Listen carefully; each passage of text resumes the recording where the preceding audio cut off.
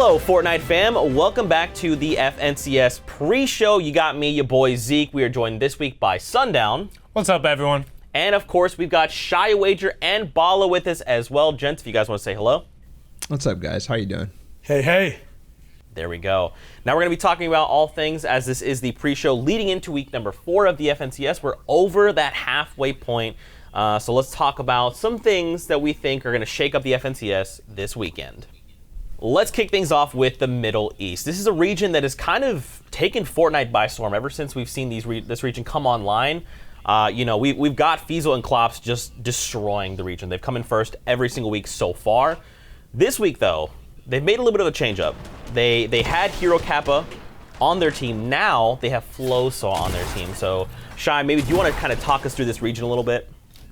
I'll talk to the region of that trio in specific as well. The region as a whole, there are a lot of mid-game, early-game fights that do break down and happen in a very quick speed. They're very team-centric. A lot of fights are taken team by team. The teams that do split off and do 1-2 splits, like the trio previously, Hero Kappa, Fiesel, and Klops, they kind of dominate fights from angles. Now, Flowsaw's in the mix. He's a very aggressive player. He actually splits off a bit more than Hero Kappa from what I've seen this week, and his teammates just kind of answer to his type of aggressive calls early, and then he stays the type of clutch wildcard start player at the end game points as well. So it's a very fight-centric type of top-down heavy region. There's not a lot of horizontal box-to-box fights that happen. It's mostly just a lot of jumps, stuff coming down vertically, end game on waterfalls. It's a very movement, kind of like the old Brazilian region, how they played in the early weeks of the Fortnite World Cup. It's a very interesting region to watch. The one thing that I definitely want to note is we saw in week 2, Hero Kappa, it felt like he had elevated his game. He had a number of situations where he picked up clutch elims and put them in a really good spot.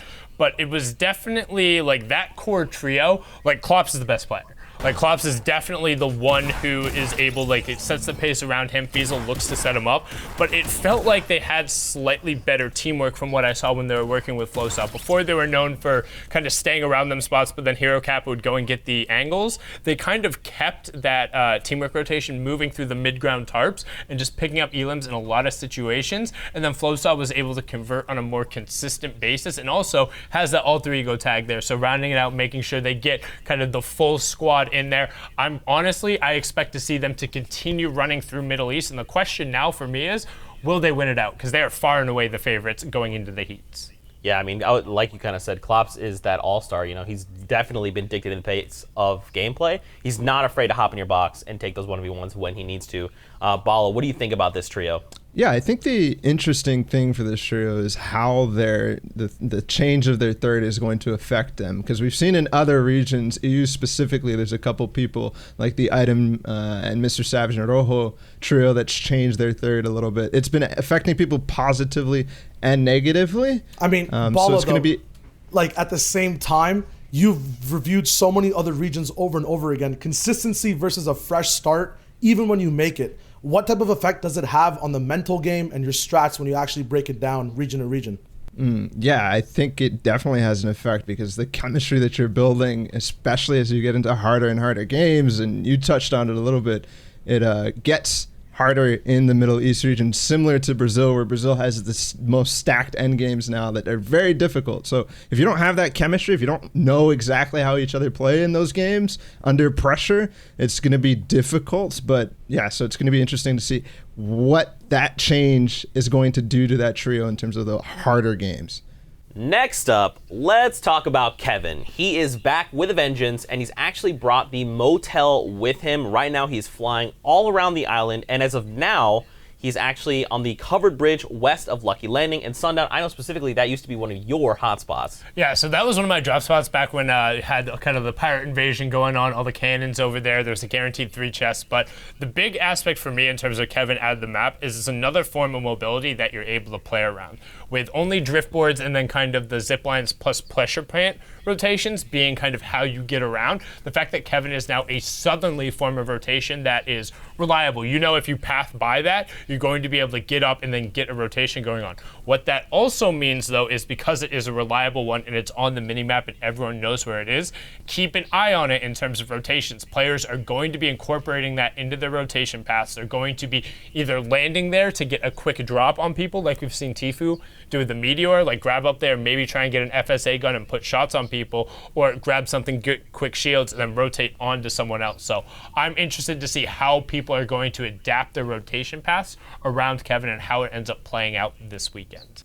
I mean, Sundown said the word I wanted to hear, adapt. It's one of two only spots on the map right now, the block being one and now the island being the other, that's always ever changing. So with the block, the scenery is always different, the mats change, but with the island, it's positioning. So if any players want to drop there permanently, the extra mats you have around it kind of change. There is brick, metal, and wood available on the actual drop spot, but right now there's extra metal down below as well on the covered bridge.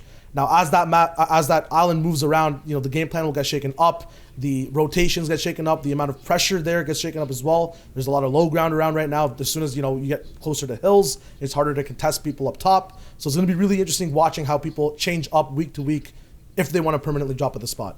Now, Balla, I mean, you know, with Kevin constantly moving, certain teams probably have an ideal drop spot, someone they're looking to land. Do you think if Kevin is near them, should they deviate? Do you think they should try and take those risks and try and get the loot potential elims from that? Do you think maybe they're going to change up their drop spots, thinking, look, maybe if Kevin's near, this is going to bring more people and more attention to our spots in general? Like, what do you think about this for the teams that are landing not necessarily on Kevin, but around Kevin? Yeah, so I think that's definitely going to have to be a consideration for people. They have to consider, are there extra people dropping at Kevin? Is there actually extra loot? Are there free eliminations that they can by landing on Kevin nearby their spot and then continue with their normal path? But I think it's definitely going to be a preference thing, right? How comfortable you are switching up your spot. We see players like Tfue, for example, very comfortable landing at the block week after week, even though it's changing so fast. And that's just a thing. Shai said, adapting, right? If you're quick at adapting, then you should be good making changes to Kevin. And I think that's going to catch people off guard. The other thing I think is how it affects the game throughout the entire state, right? Through mid game, through end game. Because now there's two big vertical items that have really no mid ground in between. There's the Meteor and now Kevin as well, which you can scale, obviously, with the current underneath it. So that's going to be a little interesting, a little weird. It's going to be fun to see how people adapt and play around that in the mid game and in the end game. But I'm excited. I love Kevin. All right, now let's talk about the Zapper. This new item was introduced this week in the content update.